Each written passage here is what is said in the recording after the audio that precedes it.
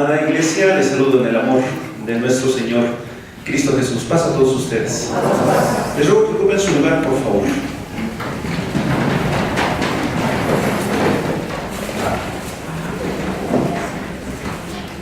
Como cada sábado, hermanos, la bondad de Dios se manifiesta de muchas maneras a lo largo del día, pero creo que una de las formas en las que de manera explícita y abundante Dios se manifiesta es a través de la palabra, a través de los tiempos como estos, de escuchar su voz y de permitir que esa voz nos anime, nos confronte y nos edifique en todo lo que hacemos. En esta tarde, hermanos, yo quiero compartir con ustedes la palabra de Dios con esta convicción de que la bondad de Dios y su misericordia tiene en sus planes algo que decirnos en esta tarde. Quiero invitarles primeramente, hermanos, a que abran su Biblia en una de las cartas, de las varias cartas que el apóstol Pablo escribe, en este caso a los tesalonicenses, y que podamos, hermanos, en este tiempo meditar en esta parte de la palabra como base a nuestra reflexión. Primera carta a los tesalonicenses, capítulo 5, versos 16 al 18. Les voy a pedir que me ayuden buscando esta porción y que a partir de la lectura de esta parte de la palabra podamos iniciar nuestra reflexión. Repito, primera carta a los tesalonicenses, capítulo 5, versos 16 al 18. Y voy a suplicar a alguno de ustedes que con voz fuerte pueda leer para toda la comunidad esta porción de la Escritura, por favor. Dice así la palabra de Dios: estad siempre gozosos, orad sin cesar, dad gracias en todo, porque es la voluntad de Dios para con vosotros en Cristo Jesús. Amén. La versión NBI no varía mucho, que es de donde yo tomo el texto también. En esta ocasión dice: estar siempre alegres, oren sin cesar, den gracias a Dios en toda situación, porque esta es su voluntad para ustedes en Cristo Jesús. Hoy quiero, hermanos, reflexionar con ustedes acerca de la oración. Se dice que el final se encuentra en el principio. Y digo esto porque reflexionar sobre la oración es reflexionar sobre uno de los fundamentos que a través del tiempo la fe cristiana ha puesto su base y sobre la cual a través de estos los dos milenios prácticamente que ha transcurrido, hermanos, ha sido un elemento importante, clave en todos los que han asumido esta fe. Y hoy he titulado esta reflexión con una pregunta que dice: ¿la oración sirve de algo? Ese es el título. Obviamente la pregunta es un tanto retórica, es un tanto capciosa, porque la respuesta la sabemos, ¿verdad? La respuesta, obviamente, para nosotros como personas de fe es una respuesta afirmativa. Sin embargo, el plantear la pregunta no solo tiene la intención de dar una respuesta literal, sino abrir una reflexión hacia ciertos aspectos que considero son importantes cuando hablamos de la oración en el tiempo en el que nos toca vivir hoy. ¿Por qué en el tiempo que nos toca vivir hoy? Sin duda, el tiempo en el que hoy vivimos es un tiempo que está caracterizado por lo funcional y lo pragmático.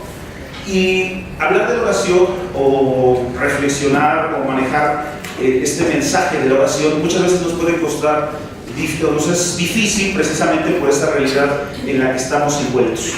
No es tan sencillo como uno pudiera pensar, repito, así como no de dar una respuesta así tan rápida, porque, repito, al lado de todo esto se cierne una serie de elementos que nos invitan a profundizar un poco más nuestra respuesta sobre si la oración, qué sentido tiene para nosotros hoy la oración.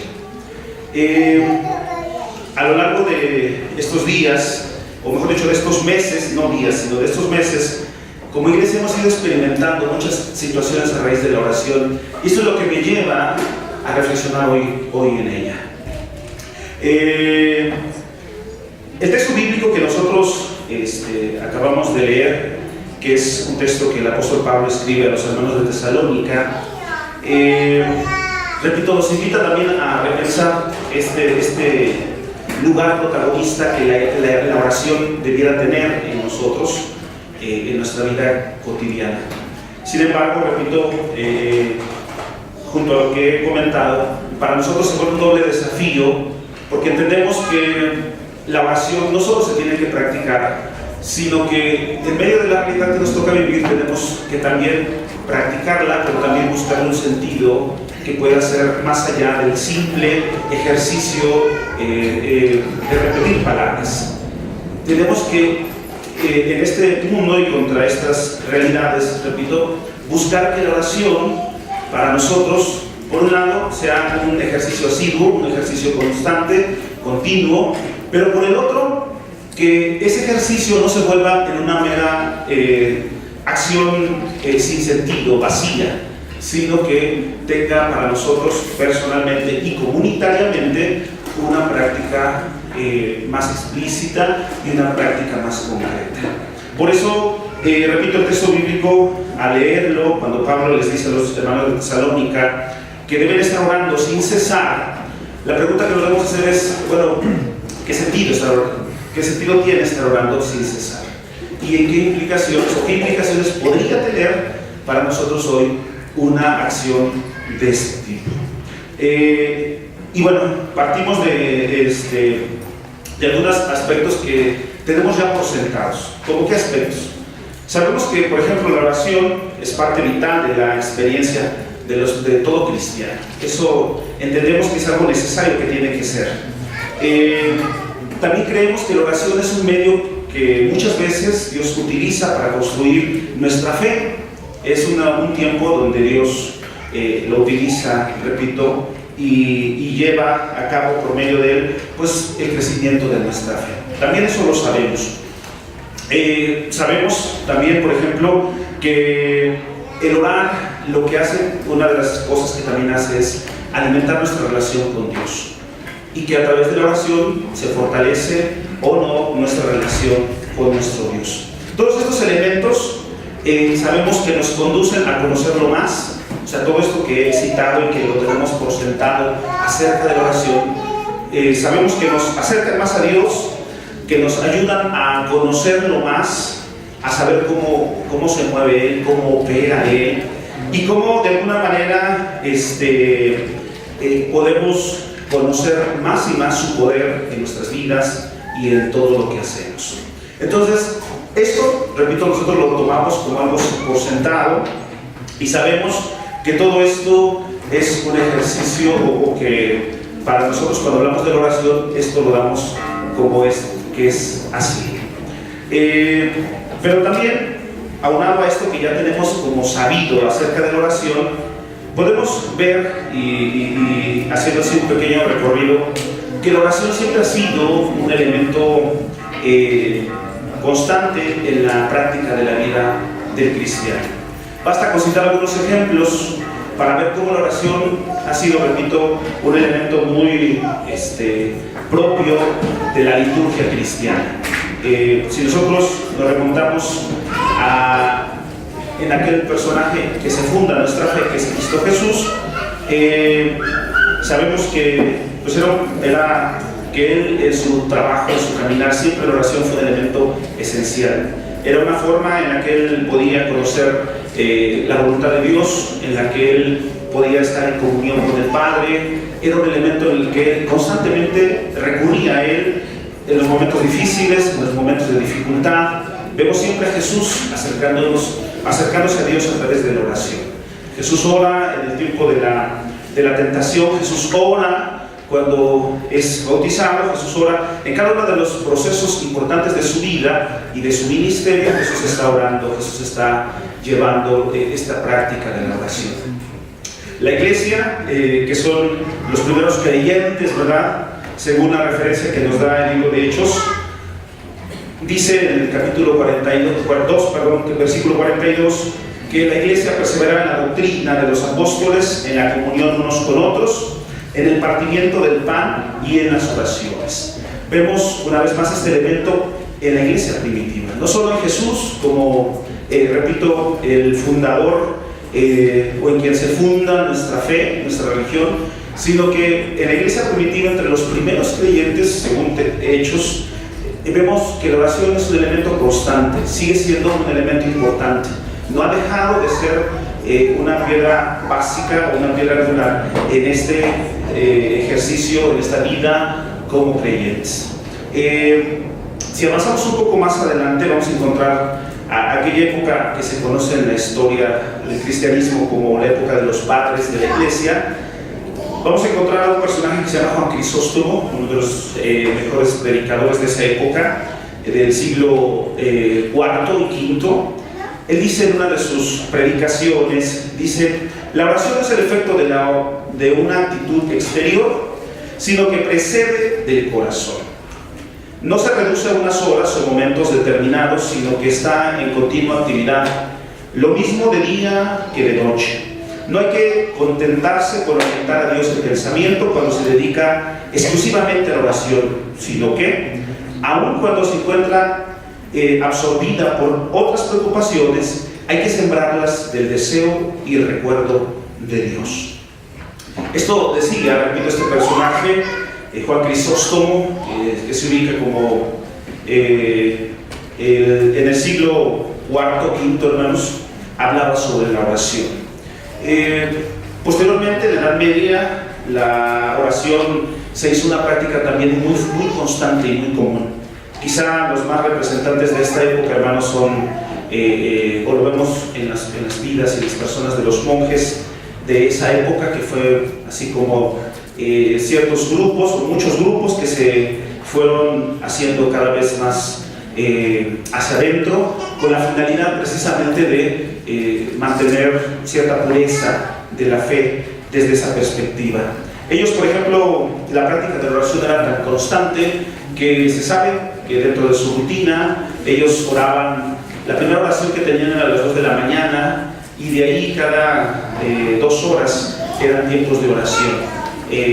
Había monjes que pasaban el día entero en completa oración, en plena contemplación, y fue, repito, un ejercicio bastante común en esta época de la Edad Media que se conoce, y que estos personajes fueron los que constantemente oraban a nuestro Dios. Otro personaje, poco después, la famosa época de la Reforma que citamos el mes pasado, Martín Lutero, por ejemplo, tiene una oración que dice: Dios mío, ¿no me oyes? ¿Estás muerto?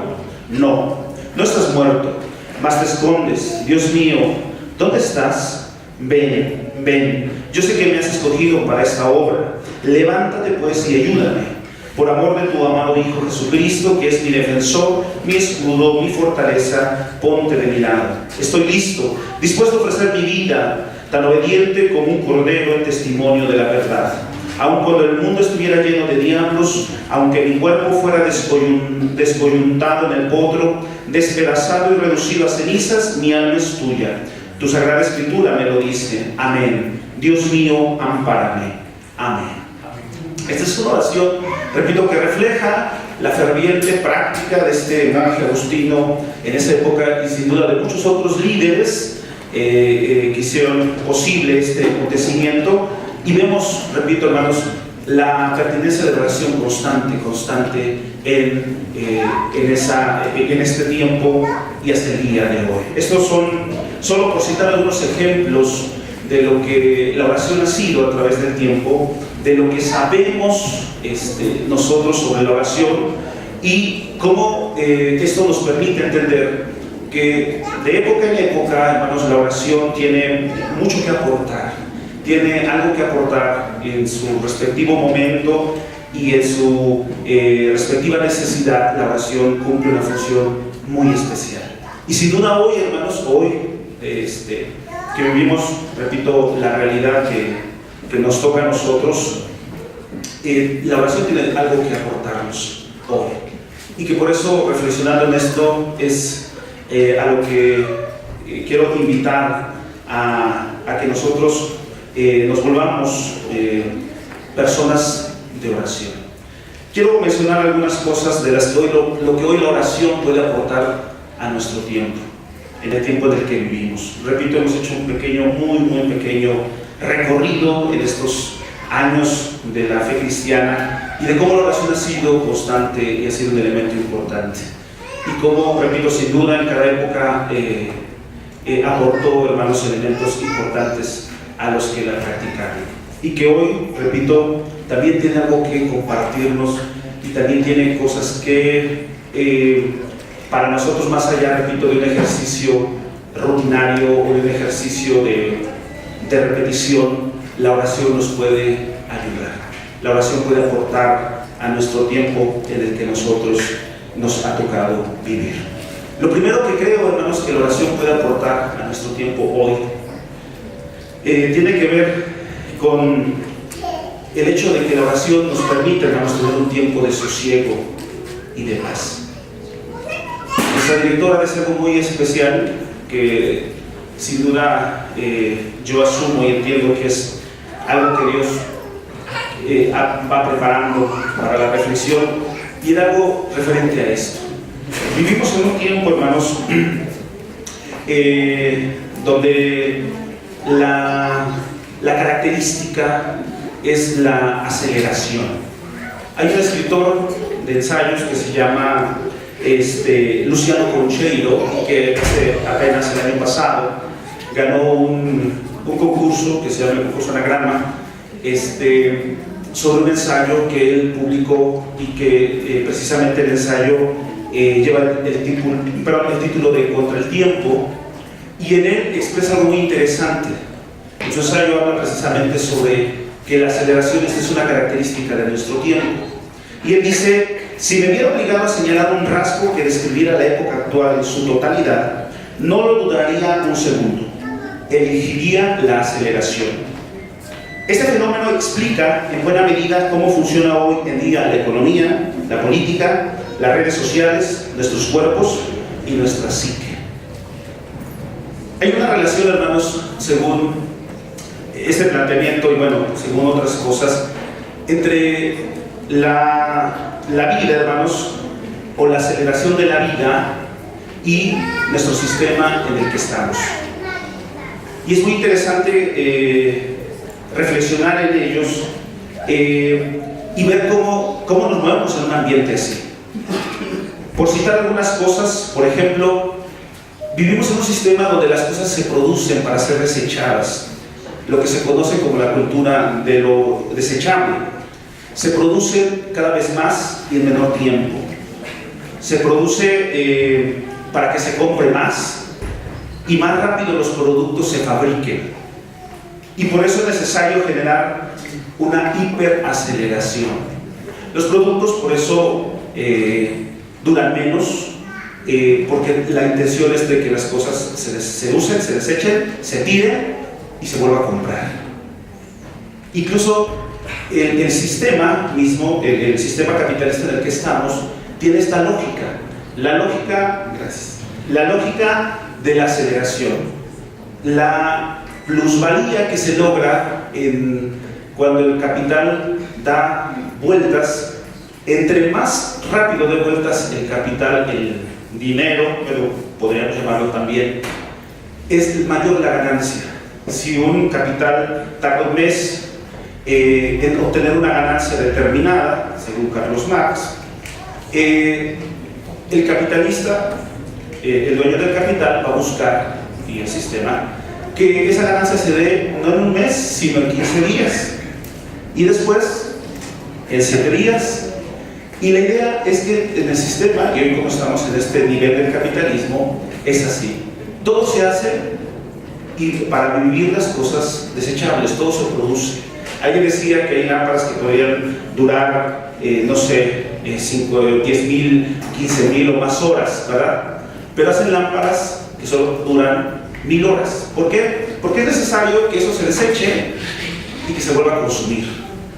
Vivimos inmersos en esta realidad así, de la aceleración. Vivimos, repito, produciendo, gastando, desechando, y una vez más iniciamos el círculo, un círculo vicioso. No solo en las cosas que consumimos, sino en nuestras relaciones y en nuestras personas también es así. Difícilmente alguien puede tener tiempo para dárselo siquiera a él, ya no digamos a otra persona. Una de las cosas que más se valoran en este tiempo, incluso por encima del dinero, es el tiempo, porque el tiempo hoy es dinero. Entonces, vivimos en esa aceleración, vivimos en una realidad, repito, donde no tenemos tiempo para nada, donde la mayor respuesta ante cualquier situación es que no tenemos tiempo. Esta es una realidad, repito, que consciente o inconscientemente nosotros vivimos. Hay que aprovechar el 100%. El ocio es mal visto en nuestra cultura, por ejemplo, no en nuestro tiempo. El ocio se ve como algo negativo, cuando en otras épocas el ocio era algo positivo, ¿sí? Para ver a alguien que no hace nada nos produce incluso desesperación, nos produce incluso cierta ansiedad, ¿verdad? Oye, ¿por qué estás ahí? ¿Por qué no haces nada? Porque estamos en esta dinámica, porque estamos en esta mentalidad de que todo tiene que ser así, así, así, porque así le conviene al capital, porque así le conviene al sistema, porque así le conviene a las cosas en las que estamos inmersos. Por eso la oración, para nosotros hoy, lo que puede regalarnos es ese tiempo de sosiego y de paz.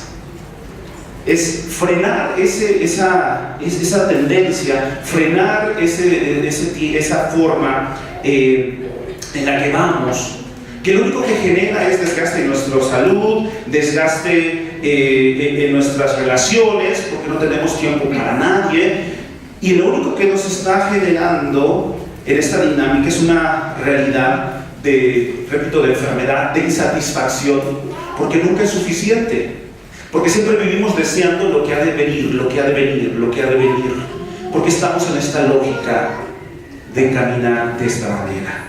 Por eso la oración, hermanos, se constituye en un don de Dios para nosotros hoy.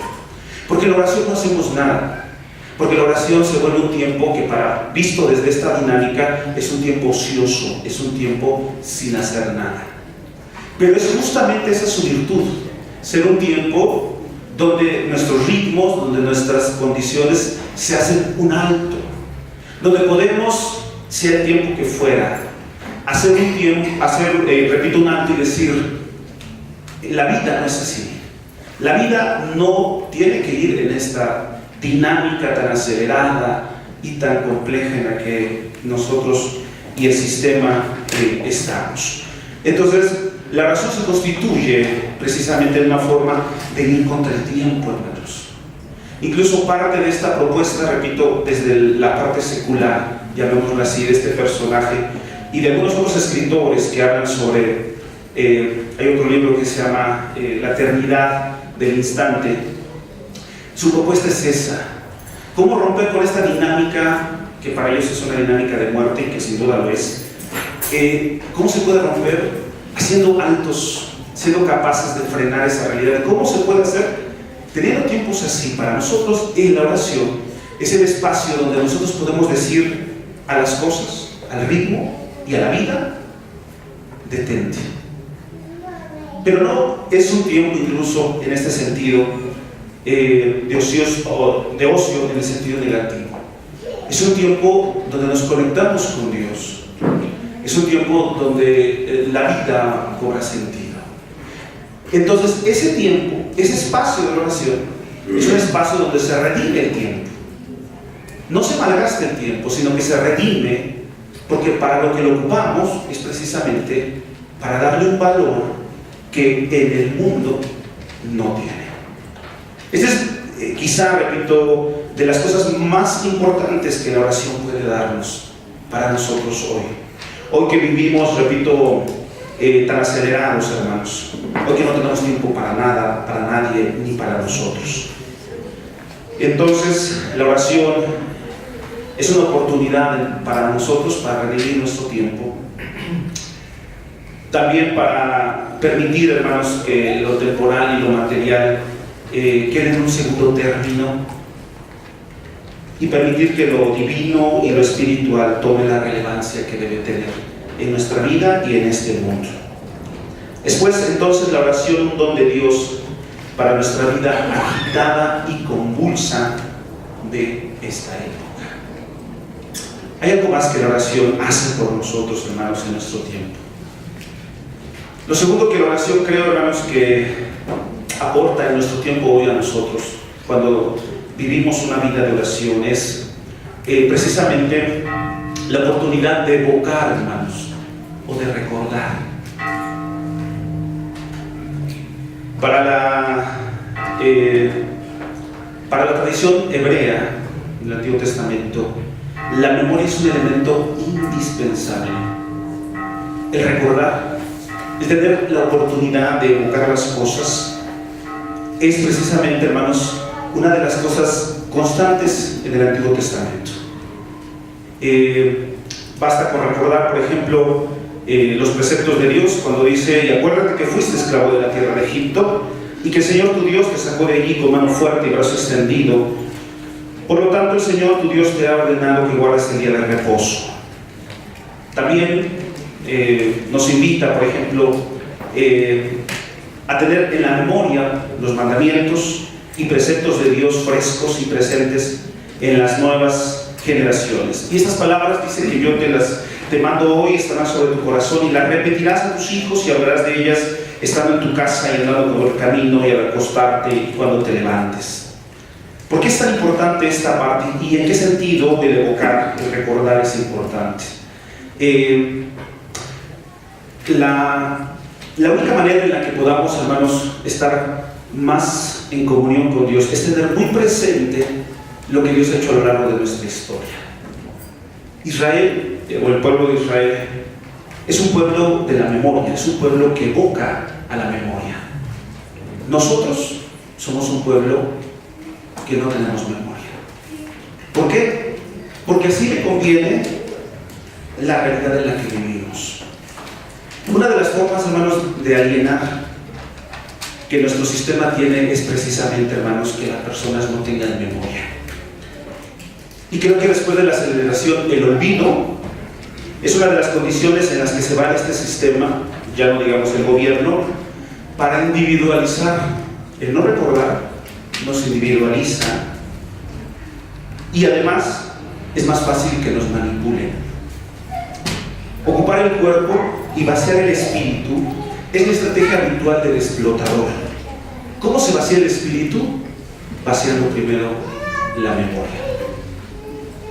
Un ejemplo de ello es en nuestro sistema, repito, político. Siempre uno de sus grandes recursos ha sido apostar porque el pueblo mexicano no tiene memoria, y hasta el día de hoy le ha funcionado, ya que recordar, hermanos, es generalmente un acto comunitario. Siempre recordar nos va a evocar y nos va a conectar con los demás. Por eso no es algo positivo que las personas tengan memoria. La oración nos permite hacer ese ejercicio como lo hacemos nosotros al cerrar los ojos. El cerrar los ojos tiene una experiencia o una situación interesante porque nos permite acceder a una parte de nuestro cerebro, de la memoria, que no siempre la tenemos cuando tenemos abiertos los ojos. Cuando cerramos los ojos hay una posibilidad de interiorizar, de llegar a esas partes donde, repito, no siempre se puede llegar. Entonces, en la oración se vuelve ese espacio precisamente para que nosotros recordemos. Es un remanente de evocar las cosas, los milagros, lo que Dios ha hecho en nuestras vidas. Y de esa manera, hermanos, nos conectamos a millones y millones de creyentes como nosotros que han caminado en la historia de la fe, repito, en estos 2000 años, pero también a la vez nos permite tener en la memoria a los millones y millones de gente que sufre. Por eso la oración y el recordar es un acto comunitario, porque cuando evocamos, no solo evocamos las experiencias personales, sino evocamos situaciones, evocamos relaciones, y al evocar esto nos volvemos comunidad. Y al volvernos comunidad, entonces podemos manifestar mayormente la grandeza de nuestro Dios. Por eso Israel constantemente, sobre todo en esta tradición que se conoce como la tradición deuteronomista, su base es recordar, no olvidar lo que Dios ha hecho. Nosotros somos muy dados a olvidar lo que Dios hace en nuestra vida. Por eso, cuando venimos a orar y tenemos que orar, a veces decimos, bueno, ¿y de qué voy a dar gracias? Cuando no tenemos de qué dar gracias, es porque no recordamos. Y no recordamos porque de alguna manera no tenemos esa realidad o esa práctica asidua de la oración. Porque en la oración siempre tendremos presente lo que Dios ha hecho en nuestras vidas. Pero no solo para nosotros, sino también siempre tendremos presente al que sufre, al que tiene necesidad, a mi hermano, a mi prójimo. Es importante entonces lo que la oración puede hacer por nosotros, hermanos. La oración nos evoca, la oración nos recuerda, la oración nos hace pensar y traer a la memoria lo que Dios ha hecho por nosotros. Y esto es importante, ¿por qué? Porque solo recordando, hermanos, nos volvemos agradecidos.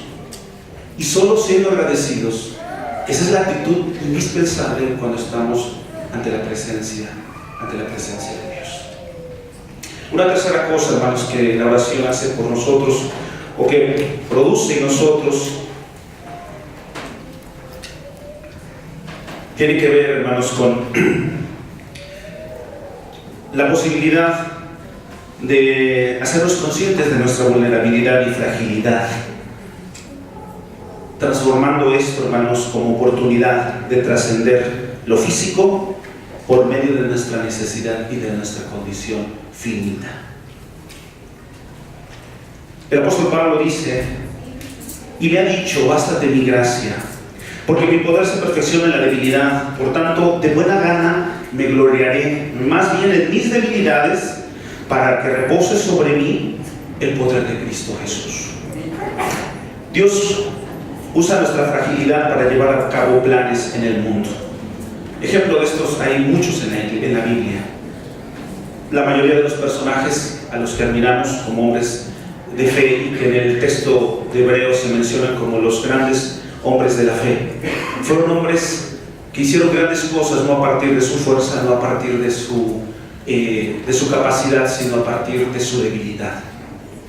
La oración, hermanos, nos permite ubicarnos en esa misma condición. Es en la debilidad, es en nuestra fragilidad. Es cuando recordamos, hermanos, que no podemos nosotros todo. El síndrome del Superman, de que no somos capaces de lograr todo, cuando Dios puede manifestarse.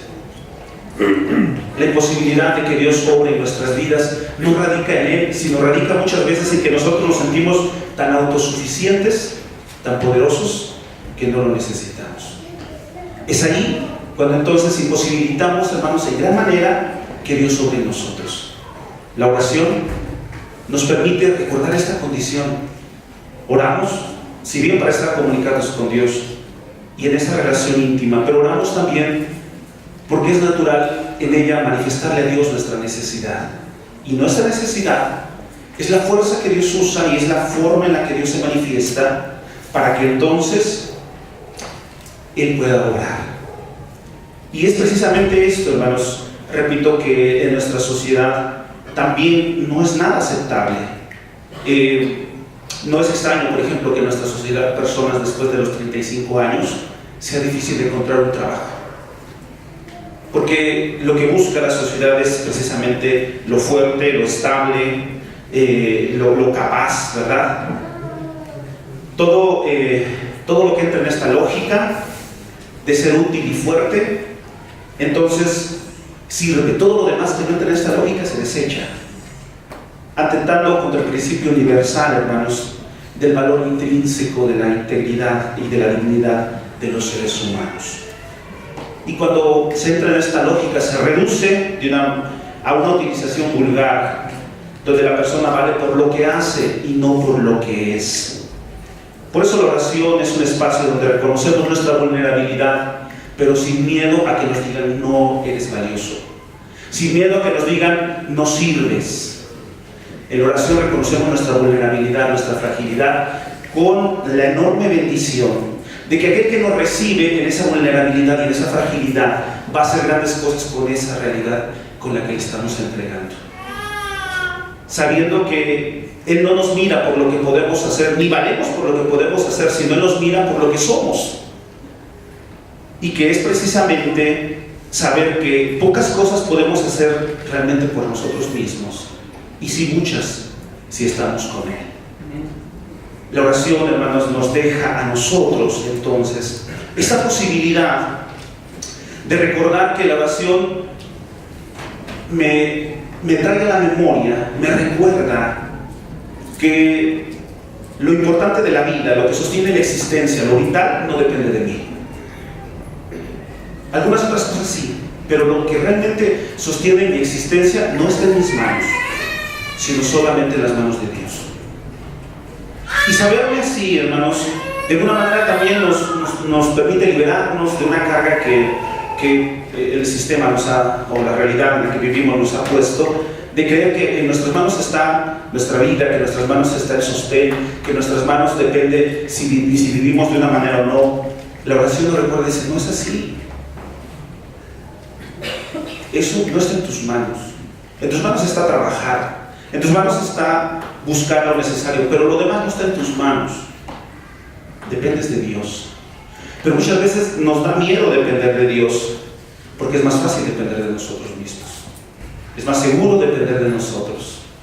Por eso, repito, la oración, cuando la vemos como esta oportunidad, hermanos, nos da la posibilidad de vernos por medio de los ojos de Dios y experimentar una vez más en su mirada, hermanos, la calidez de su amor, y es reconfortante saber que Él nos mira precisamente como somos, frágiles, dependientes, y que a pesar de que nos mira así, no nos desecha, sino que puede hacer grandes cosas con lo que tenemos y con lo que somos.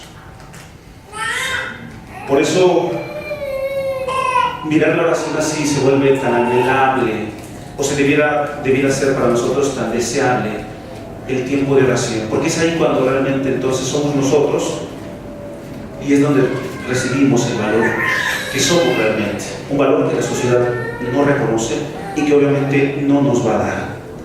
Por eso el salmista dice en el Salmo 42:1, como el ciervo brama por las corrientes de las aguas, así suspira por ti, oh Dios, el alma mía.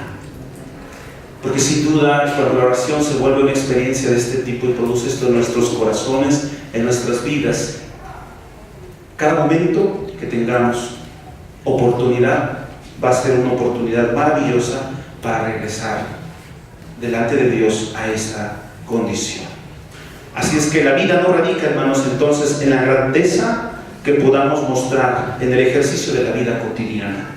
O sea, no somos grandes, o la grandeza de la vida no radica en lo mucho que hacemos o lo mucho que hemos logrado.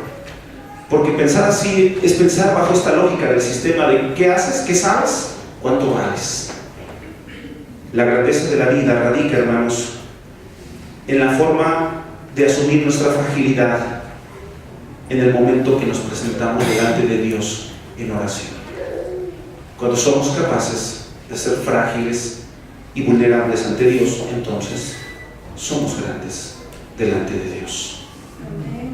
Cierro, hermanos, diciendo que en los últimos meses como congregación hemos experimentado una serie de acontecimientos que son los que me han llevado a esta reflexión. Basta citar de estos acontecimientos algunos que han sido productos precisamente de la oración. El caso de un anciano que después de sufrir un derrame cerebral y de caerse por las escaleras y llegar al hospital, aquí en traumatología en Lomas Verdes, le dijeron a sus hijos, bueno, pues es cuestión de horas y despídanse de su familia porque pues no va a pasar estas horas, ¿verdad? Y bueno, la iglesia se puso a orar y bueno, lleva hoy 2 meses, está en su casa con su hija, no se ha recuperado como nosotros quisiéramos, ¿verdad? Pero todos los que la han visto dan testimonio de que Dios ha obrado milagros en la vida de esta mujer. Otro caso de alguien tan querido por nosotros también, que le diagnosticaron una enfermedad muy fuerte, ¿verdad? Esas enfermedades que a todos al escucharla nos da tanto miedo, y que después de varios meses que ha pasado, hermanos, ha sido operada del lugar donde tenía esta enfermedad, y todo su testimonio el día que salió, el día desde que entró, hermanos, en cirugía. Yo la vi en la mañana y me dice: hermano, yo voy a entrar, ore por mí. Ella muy tranquila. En la tarde vuelvo a hablar para saber cómo salió, y resulta que esperaba yo que me contestara su hermana, pero no me contesta su hermana, me contesta ella. Y lo primero que vino a mi mente fue: no lo operaron, porque lo escuché así como lo escuché en la mañana. Y me dice: no, hermano, ya lo operaron. Le digo: ¿de verdad? Sí. Y ella da testimonio y dice: mire, entré a operación, el doctor me dijo: vamos a hacer esto, te vas a dormir, y cuando yo termine te voy a decir: ya terminamos. Y ella dice que así fue. Terminaron, el doctor le dijo: Marta, ya terminamos. En ese momento abrí los ojos, dice ella, y no sentía dolor absolutamente. Ella hoy espera, hermanos, el próximo 9 de noviembre, los resultados de las biopsias que toman para saber, pero la iglesia sigue orando, y yo sé que Dios se ha manifestado y que lo seguirá haciendo. Por citarle algunos otros, como el caso de otra hermana que iba a ser operada de una después ya de mucho tiempo, y el doctor días atrás le acaba de decir: sabes que ya no tienes nada por qué operarte. O el de aquella hermana que llevaba mucho tiempo esperando un bebé, y sin duda la oración ha hecho posible ese milagro, y estamos, bueno, mi esposa también está, pero ha sido el acompañamiento con ella, sobre todo ella espera en los días ya ver el fruto de esta espera, de la presencia de Dios en ella. Y yo sé que Dios está haciendo grandes cosas, hermanos, en nuestra iglesia por medio de la oración. Por eso quiero concluir invitándonos a eso. Creo que hemos sido testigos y seríamos ingratos si no reconocemos que Dios se está manifestando, y que la iglesia ora y que Dios se manifiesta. Pero creo que nos hace falta todavía más orar. Creo que si todos nosotros, en todo esto que se ha dicho de la oración, lo experimentaríamos, sería una gran bendición. Pero a más de esto, con todos estos testimonios que hemos visto y que es de conocimiento general, podemos saber que Dios tiene todavía, hermanos, grandes cosas por hacer aquí en la iglesia, pero que necesitamos regresar a esta práctica de la oración, ya no en el entendido de que esto es una forma de coaccionar a Dios y de hacerle manita de puerco, ¿verdad?, para que nos escuche, sino porque sabemos que ya ha escuchado de que necesitamos orar, y sabemos que Dios oye todas nuestras oraciones, y podemos estar seguros de que ya tenemos lo que hemos pedido, dice la primera carta de Juan. Deseo, hermanos, que como iglesia cada día seamos una iglesia de mayor oración. Creo que estamos versados en lo que significa y en lo que puede producir en nosotros. Creo que lo único que necesitamos es ser capaces de llevar a la práctica, de atrevernos a vivir cada día más en la oración. Y si hasta este momento solo oramos para comer y para dormir, yo le invito a que abramos más espacios en nuestro día, en nuestros trabajos, en donde estemos, para que la oración la empecemos a ejercitar. Creo sinceramente que si todos como iglesia oráramos aún más a Dios, aún mayores cosas Dios tendría para nosotros en nuestra comunidad, hermanos. Que Dios haga su voluntad en nosotros, y nosotros que nos ejercitemos día con día más, hermanos, en la oración. Así es que pongamos a orar, hermanos. y permitamos que la presencia y el poder de Dios y sus planes se manifiesten en nuestra vida de iglesia. Dios los bendiga, hermanos.